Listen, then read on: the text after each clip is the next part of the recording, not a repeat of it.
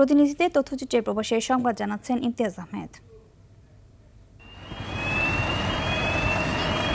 আয়ারল্যান্ডে মাথাচাড়া দিয়ে উঠেছে অভিবাসন বিরোধী উগ্রবাদীদের উপদ্রব ও মুসলিম বিদ্বেষ।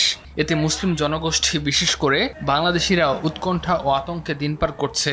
স্থানীয় সময় সোমবার রাজধানী ডাবলিনের টেলবট স্ট্রিটের আল মদিনা মসজিদে দুষ্কৃতিকারীরা অগ্নিকাণ্ডের ঘটনা ঘটায়। এতে চারদিকে আগুনের লেলিহান শিখা দেখা যায়। তাৎক্ষণিকভাবে ফায়ার সার্ভিস কর্মীরা আগুন নিয়ন্ত্রণে আনে, ফলে ভয়াবহ অগ্নিকাণ্ডের দুর্ঘটনা থেকে রক্ষা পায় পুরো এলাকা। প্রশাসন থেকে অভয় ও অপরাধীদের বিরুদ্ধে আইনি পদক্ষেপ নেয়ার আশ্বাস দেয়া হলেও বাংলাদেশ পরিচালিত ইসলামিক কেন্দ্রগুলোকে সতর্ক থাকার আহ্বান জানানো হয়। সৌদি আরব জেদ্দা মহানগর বিএনপির সভাপতি কেফায়েতুল্লাহ চৌধুরী কিসমতের রোগ মুক্তি কামনায় অনুষ্ঠিত হয়েছে দোয়া মাহফিল। নওয়াব আলীর সভাপতিত্বে শফিক আহমেদের সঞ্চালনায় প্রধান অতিথি ছিলেন আব্দুল মান্নান। প্রধান বক্তা ছিলেন মীর মনিরুজ্জামান তপন। বিশেষ অতিথি ছিলেন গিয়াসউদ্দিন আহমেদ, মঈন চৌধুরী, প্রকৌশলী নুরুল আমিন সহ অনেকে। ইমতিয়াজ আহমেদ, RTV।